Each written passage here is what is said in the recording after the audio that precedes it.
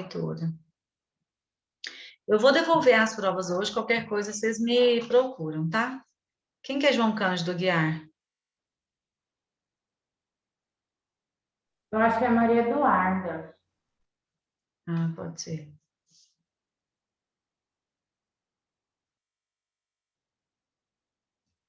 João Cândido Aguiar, quem é você?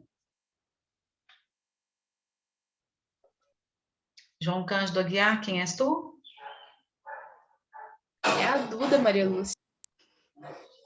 É ela mesmo? Não sei, vai que é um impostor. Gente, é o seguinte, nós vamos começar a matéria nova, tá? Ótima matéria de estudar também, vocês aproveitem, porque depois nós vamos vir só com poesia, o próximo livro é inteiro de poesia, então vocês aproveitem a prosa agora, que é melhor de desfrutar, que a poesia depois vem um pouquinho mais complicada. Um ótimo período literário agora. Sugiro a vocês que nós vamos fazer uma atividade avaliativa hoje no próximo horário, tá? Assim que eu encerrar o conteúdo. Então, eu espero que vocês estejam presentes para não perder essa notinha aí. Vamos lá. Eu vou compartilhar.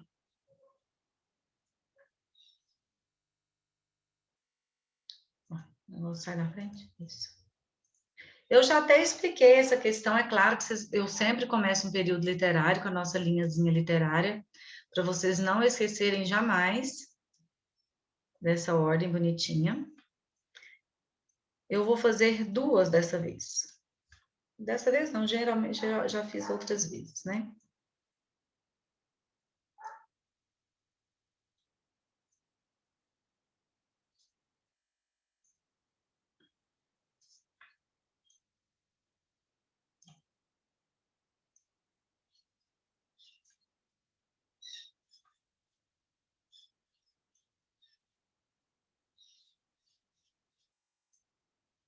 Olha só. Aqui a intenção é falarmos sobre a literatura brasileira. Pessoal, vamos, já que vocês acabaram todas as provas, é só acabar as notas agora? Tem prova amanhã. Tá. 29 de abril. Já vou marcar o Dom Casmurro. Sabe por quê? Nós temos um período agora, porque depois começam as provas, depois das provas vem a segunda remessa de projeto, depois do projeto vem a segunda remessa de provas. Né? 27 de maio, de hoje a 29 dias, 28 dias. Acho que dá, né? Já tem um tempão que eu marquei ele, não dá? Se for prova nesse período, eu vou adiantar, tá? Eu vou pedir o Eurípides o calendário de avaliações. Vou dar, Dom Casmurro será um trabalho que faremos antes das avaliações da primeira remessa, gente, combinado? 20 ou 27 de maio.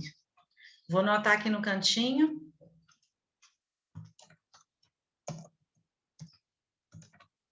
Datas previstas para Dom Casmurro.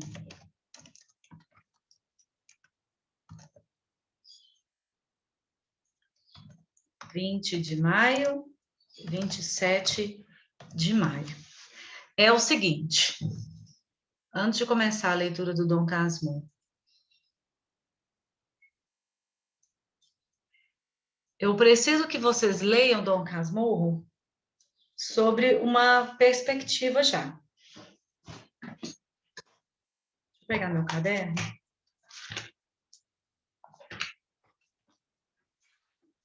Vou dividi-los em dois grupos, vamos assim dizer, tá? Em duas perspectivas. Você não vai trabalhar com seu colega, você vai ler a obra sobre essa percepção. Eu quero que vocês leiam pensando que Capitu traiu o Bentinho e uma outra equipe vai pensar que Capitu não traiu o Bentinho. Por que eu estou fazendo isso? A partir da leitura, da perspectiva da leitura, é que você vai ler com esse olhar, é que você vai volver o seu olhar para essa perspectiva. Então, eu posso deixar em aberto, claro, deixa eu resolver se ela traiu ou se ela não traiu, mas quando você lê, né, assim, já sobre esse olhar, você consegue já pegar essa argumentação. Sugiro que vocês, quem gostar de ler em PDF, leia em PDF, escreva no PDF, utilize tudo que tem, né, no PDF para você detectar essas argumentações. Se você optar em comprar um livro ou imprimir um livro, lá na MC Cópias já tem, escreva no livro, tá? Utilize um livro que você pode escrever, porque você vai precisar do livro para fazer o trabalho, tá? Leiam o livro. Não adianta ler resenha. Eu posso ler 10 resenhas? Não adianta. Por que que não adianta? Porque o trabalho vai ser baseado no livro e tudo que tem dentro dele. Se você optar em ler resenha, em assistir vídeo, não vai resolver para mim, não. Tá? Esse livro eu quero que vocês leiam. Então, se você optar em resenha, provavelmente você não vai conseguir fazer um bom trabalho, tá? Então, eu já estou avisando com antecedência que eu quero uma questão responsável de vocês para que vocês leiam este livro, ok? Serão questões que eu vou cobrar em prova, são questões que o trabalho vai ser extremamente demonstrar o seu conhecimento do livro. Não adianta você ler resenha para mim agora, nessa situação, não. Então, vamos lá. Acusação e defesa.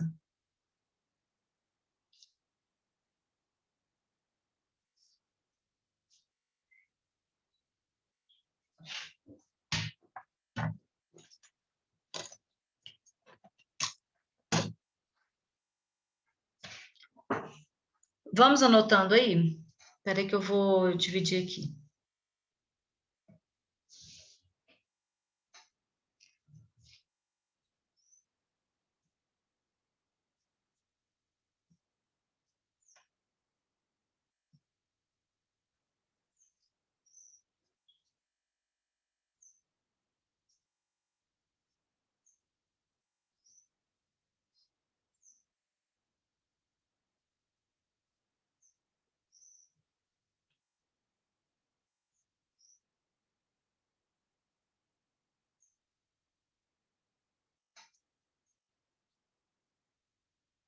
Vou dividir nas meninas primeiro.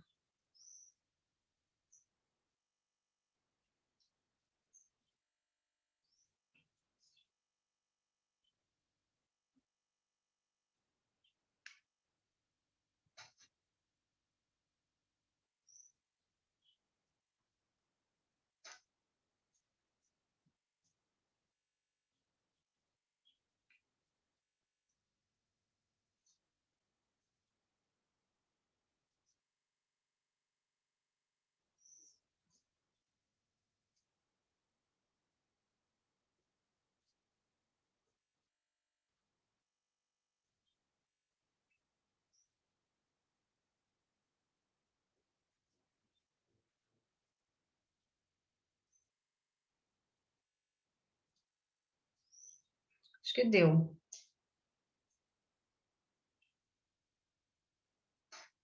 Vamos lá. Pessoal, dividir em acusação e defesa. Arthur Sangalete, está aí? Tem que me respondendo se está. Arthur, você vai ler como se Capitu tivesse traído Bentinho. Então, você vai ler o livro, procurar argumentos de que ela traiu o seu marido. Tá? À medida que você for lendo, quem for da acusação vai acusar Capitu, ou seja, ela traiu. Quem for da defesa vai defender Capitu, ou seja, ela não traiu, tá? Então, vamos lá. Pessoal da acusação, quem vai acusar de que Bentinho foi traído pela sua esposa Capitu? Arthur Sangalete, Arthur Xavier, Bruna, Cecília, Gabriel Madison, Júlia Nunes, Lucas, Maria Eduarda, Sofia, Vitória Maísa, Vitória Pereira, Roger e Isabela. Esse pessoal aí vai acusar Capitu. Pessoal da defesa, quem vai defender Capitu? Capitu não traiu, é Bentinho tá errado. Camila, Emanuele, Gabriel Oliveira, Gabriela, Júlia Menezes, Júlia Moraes, Lises, Luca, Luiz Gustavo, Maria Fernanda, Otávio, Tuliana e Gabriel Sebastião. Alguém ficou na dúvida de qual você participa? Eu preciso que vocês me falem para ver se eu repito ou não, gente. Pessoal, tá todo mundo me ouvindo? Deu tranquilo? Tranquilo.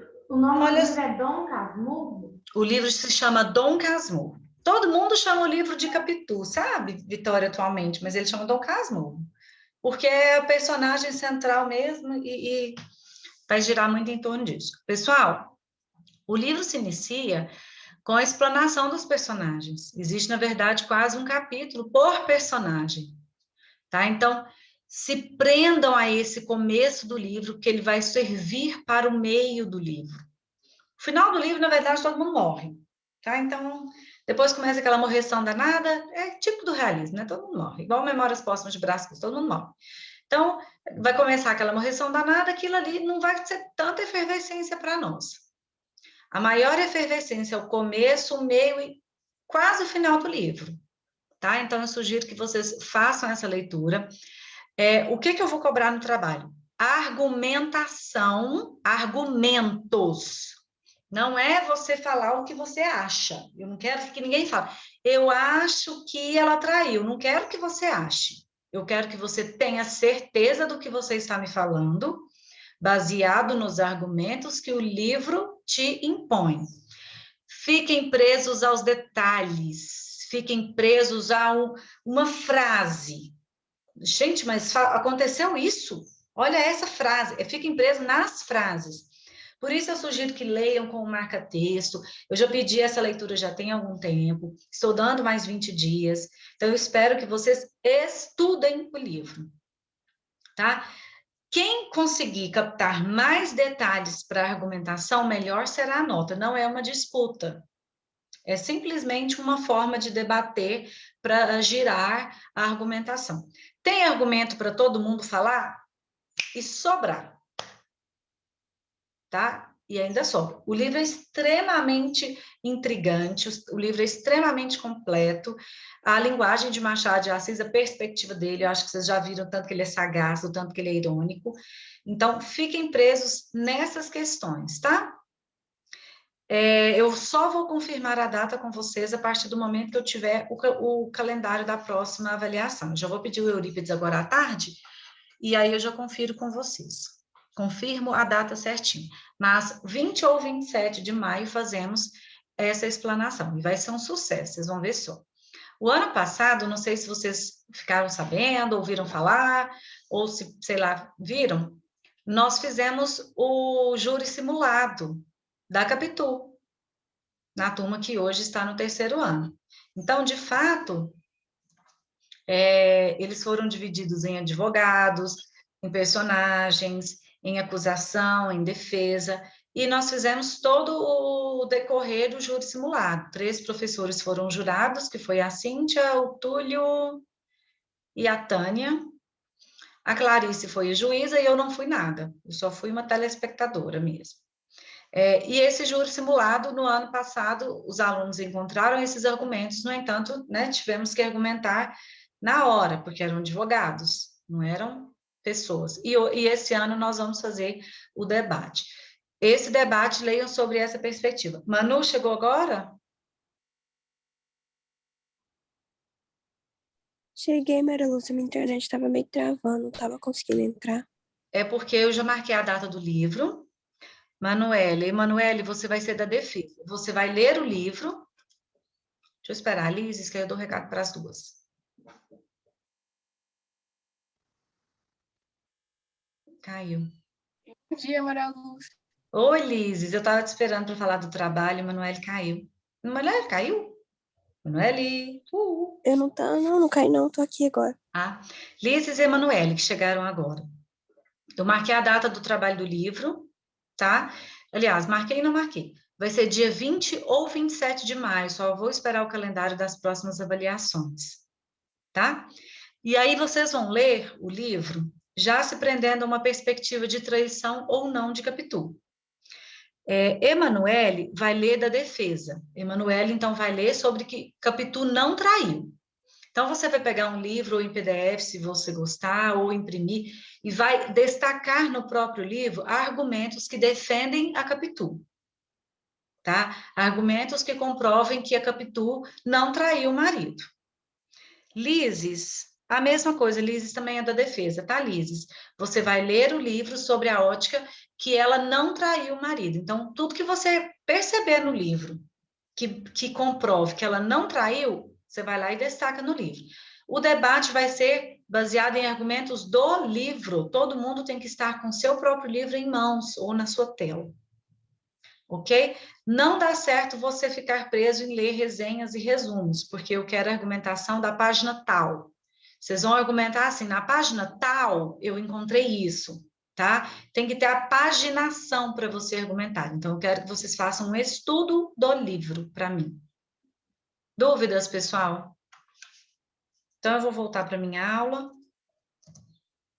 Então, datas previstas para Dom Casmurro, 20... O que é isso? 27/7? No meio das férias nós vamos fazer um debate?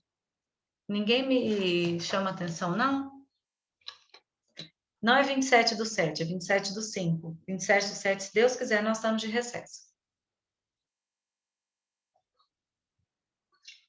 Vamos lá. Então, vamos começar. Aqui, a nossa intenção, então, é falarmos sobre a literatura brasileira. E essa literatura, eu coloquei até aqui uma linha histórica para nós dividirmos essa literatura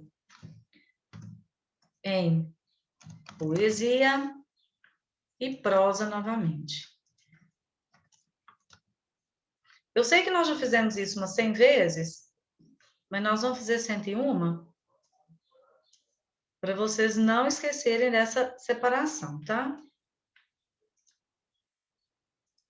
Vamos lá. Dentro da literatura brasileira, qual é o primeiro período literário, então?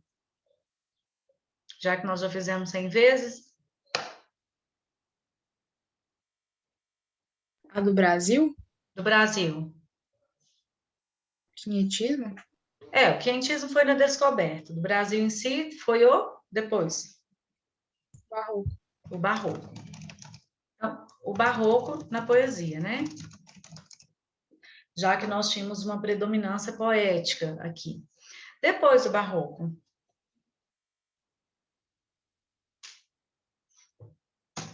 Arcaidismo? Arcadismo, né? O neoclassicismo, ou neoclassicismo.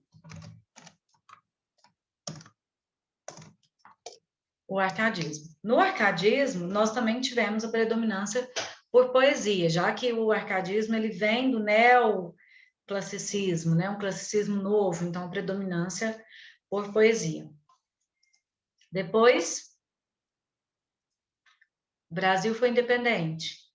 Já é o romantismo? Romantismo, já é o romantismo.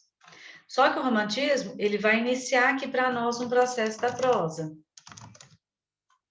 Né? Então, nós temos o romantismo na poesia e o romantismo na prosa. Aqui se iniciam os romances românticos, os romances em folhetins, o público feminino como leitor, a atração para esse público feminino. E depois nós vamos ter aqui, então, nessa perspectiva da prosa, o realismo. Então, dentro da poesia, ainda estava em vigor o romantismo, tá? Dentro da poesia, ainda o que estava em vigor era o romantismo. E aqui no meio do realismo,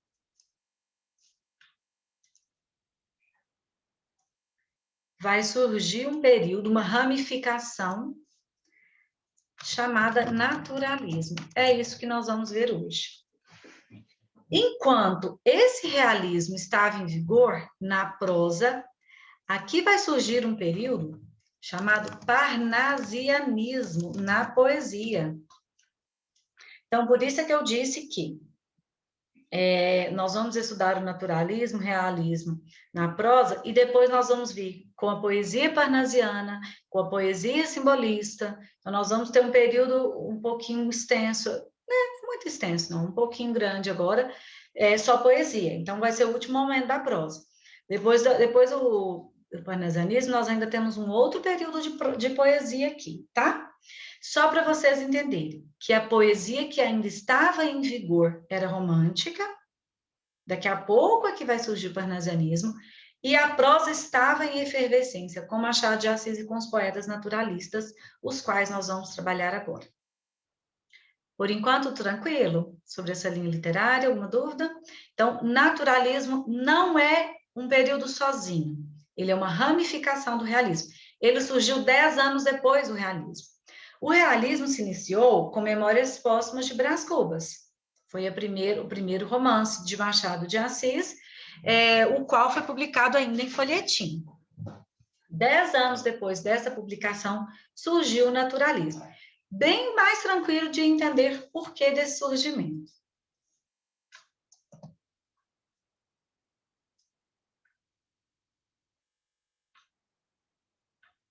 Isso. Ampliou aí para vocês? Acho que deu, né? Então, vamos lá, gente. Se ele surgiu 10 anos depois do realismo, nós temos uma contextualização histórica bem próxima, né? Pessoal, se vocês quiserem acompanhar comigo, não falei onde eu estou, né? Alguns gostam de acompanhar pelo livro. Frente D, capítulo 1, página 111. O Bernoulli está assim, ó, hashtag sou Bernoulli Capitu. Tem um debate proposto aqui na página 111. Vamos dar a chance de Capitu falar por si mesmo. Isso aqui é engraçado. Depois, olha só. Olha aqui para mim. Tá vendo na minha tela? Os olhos de Capitu. É uma colocação, olhos de cigana oblíqua e dissimulada aqui. Capitu, apesar daqueles olhos que o diabo lhe deu, você já reparou nos olhos dela? São assim de cigana oblíqua e dissimulada. Vamos ver. 10 mulheres, 10 olhares para Capitu. Esse vídeo é super legal. Se vocês depois... É interessante até na hora de estudar, antes do debate, viu? Tem um QR Code aqui, lá na página 110. Não é um vídeo, não. É um site.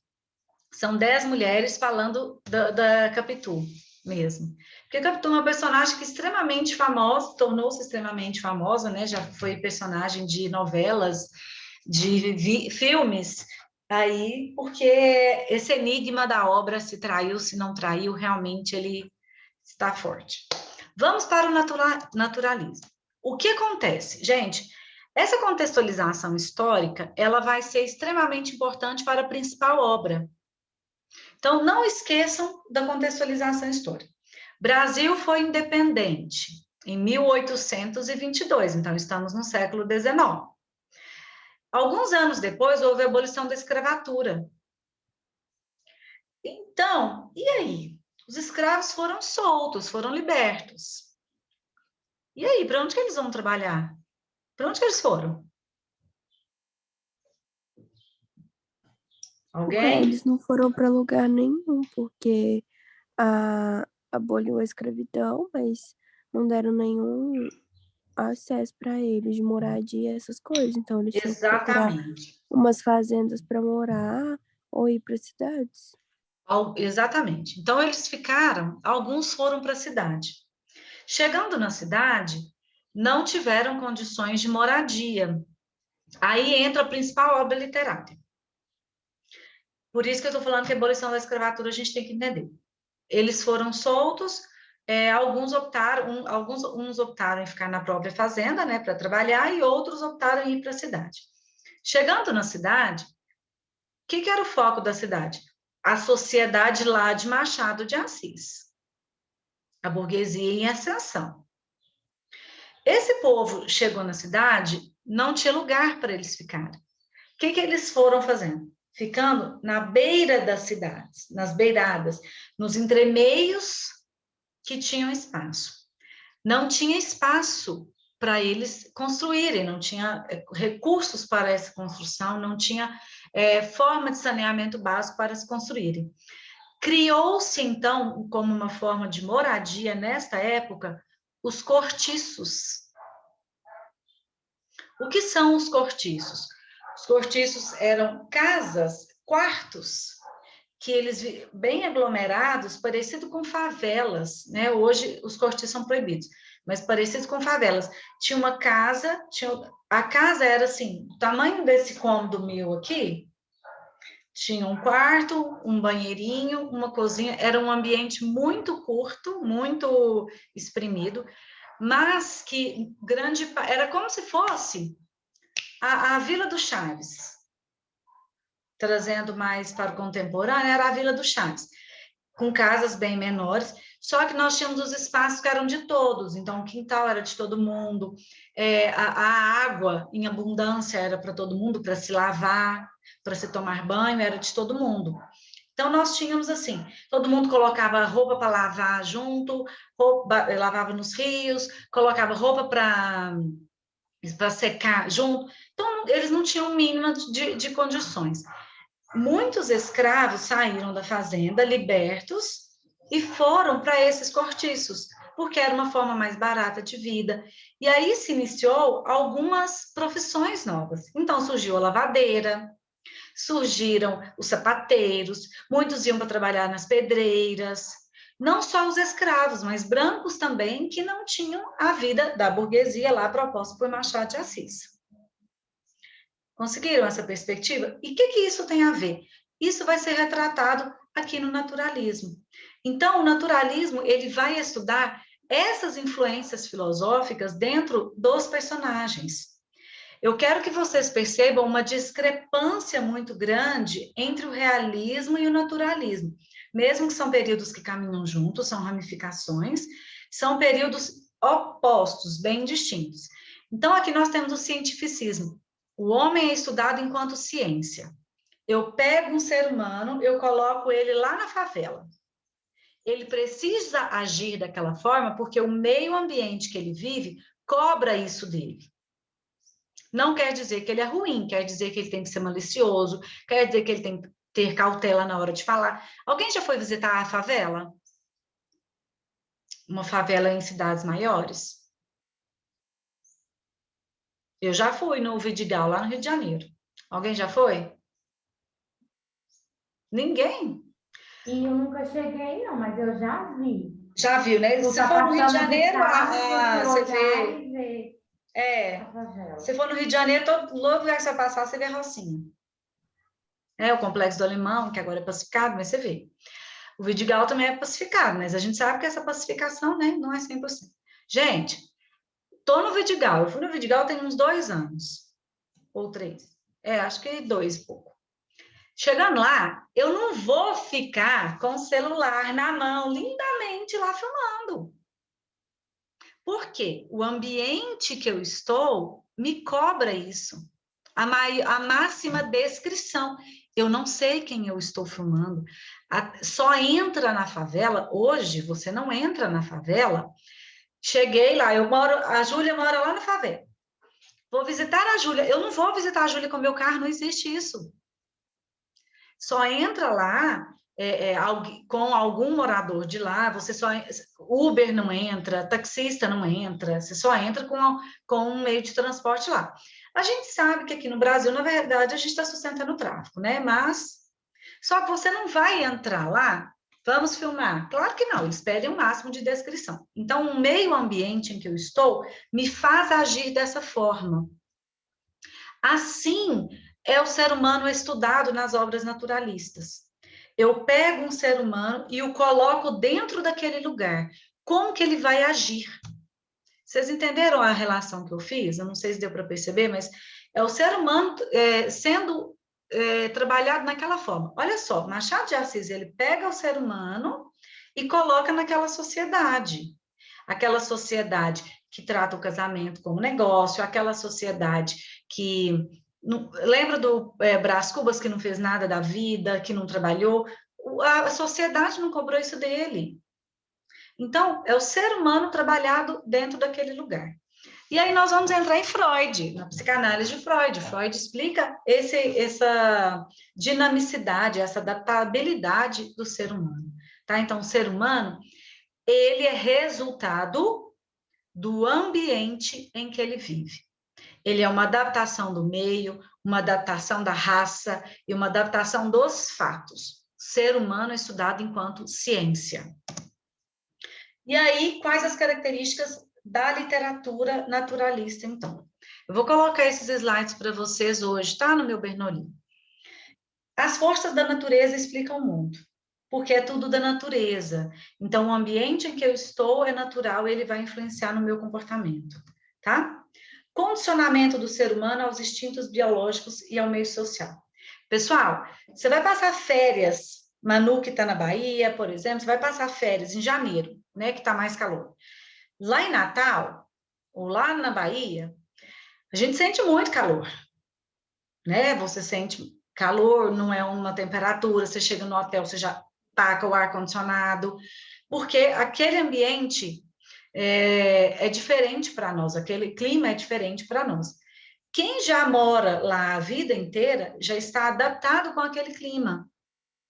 Ou seja, eles conseguem trabalhar na praia o dia inteiro andando, vai fazer caminhada naquela areia para você ver. 1 hora nós já morremos para 3 dias. Para quem já foi no Rio de Janeiro, nas praias do Rio de Janeiro, qualquer hora do dia tem gente correndo naquela praia. Eu não sei tanta gente que brota correndo na areia. Se você fizer uma academia aqui em Patrocínio, você chega lá e faz a sua academia debaixo do sol na areia, é o dobro de cansaço, é o dobro de treinamento.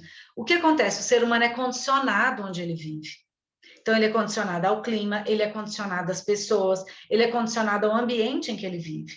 E isso também vai ser uma perspectiva do naturalismo. O condicionamento humano aos instintos. O ser humano é adaptável. Você vai passar férias na Bahia, você sente mais calor, você sente mais cansaço em passear na areia, mas se você ficar lá 5 meses, 1 ano, 2 anos, aquilo ali vai passar a ser tranquilo para você, porque o ser humano é adaptável, tá? Então, nós vamos trabalhar a natureza, o ambiente, explicando as ações do ser humano, vamos trabalhar o ser humano enquanto adaptável, ser humano dinâmico, né? Nada de ser parado, estático, ele é adaptável. A realidade científica objetiva sem idealizações. Nós já não éramos idealizados no realismo e agora menos idealização ainda, né? Já é uma perspectiva oposta ao romantismo. E a temática dos desejos humanos. Instintos, loucura, violência, traição, miséria, exploração social. O que acontece? Primeira diferença entre realismo e naturalismo. No realismo, nós vamos ter a sociedade burguesa, uma sociedade que tem dinheiro, uma sociedade que tem os padrões de viver baseado no capitalismo. E agora nós vamos tratar de uma sociedade que é ex-escravo, de uma sociedade que vive na miséria, de uma sociedade que não tem saneamento básico, de uma sociedade que sofre exploração, porque quem está lá mandando quer enriquecer, quer entrar para a sociedade do Machado de Assis.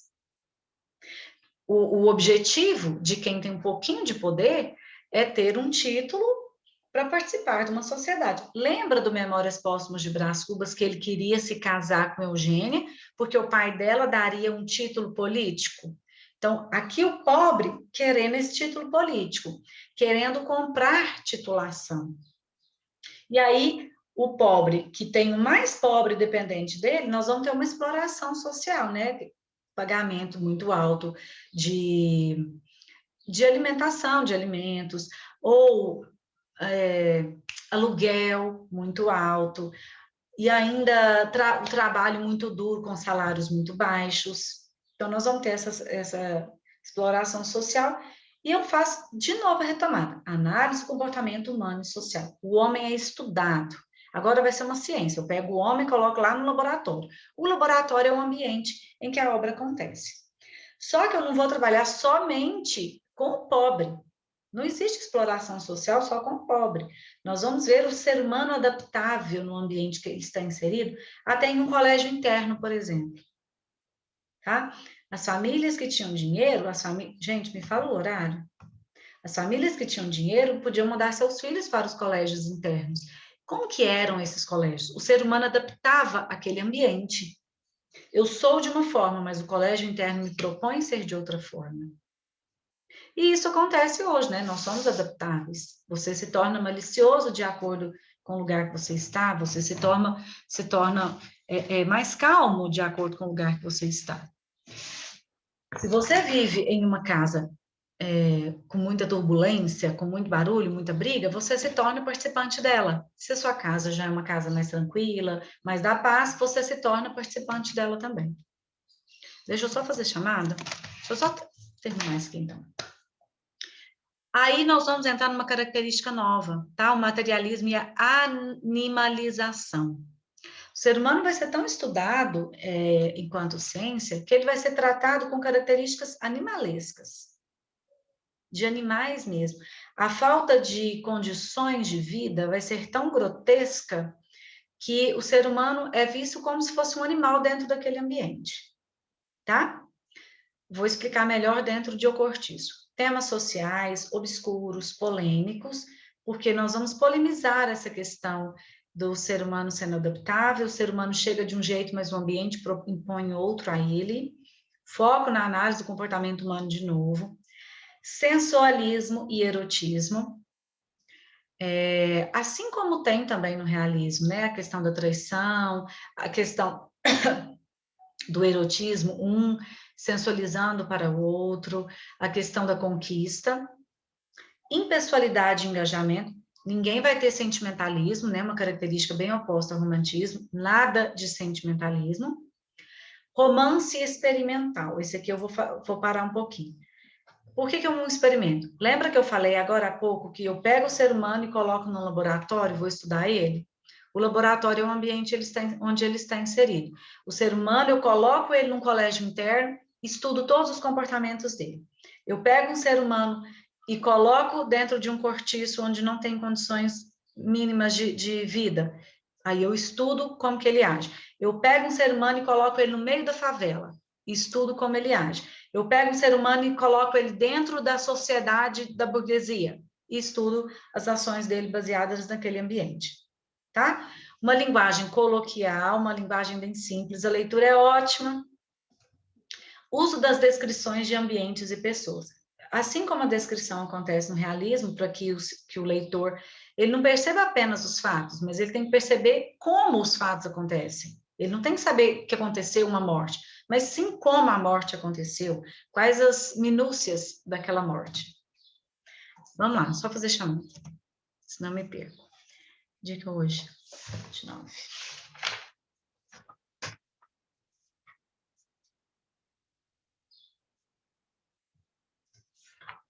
Arthur Isaac.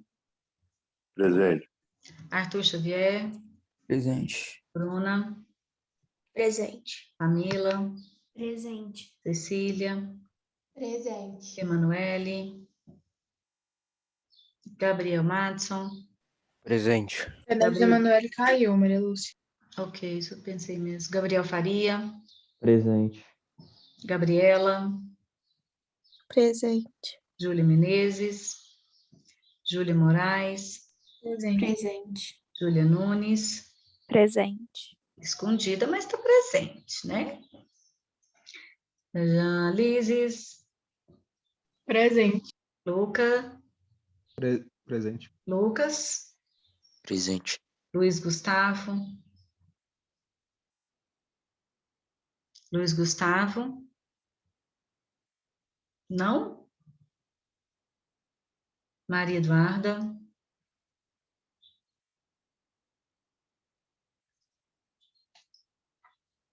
Alguém falou pelo chat?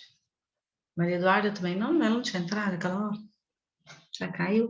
Maria Fernanda. Presente. Otávio. Presente. Sofia. Presente. Juliana. Presente. Vitória. Presente. Vitória, Presente. Gabriel Sebastião, Presente. Roger,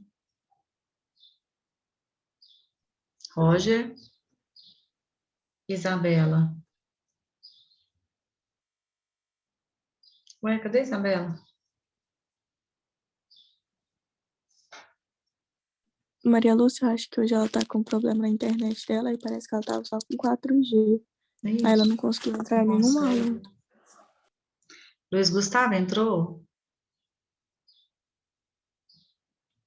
Maria Eduarda.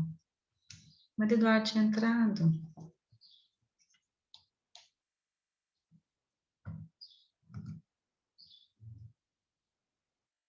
Não, então tá.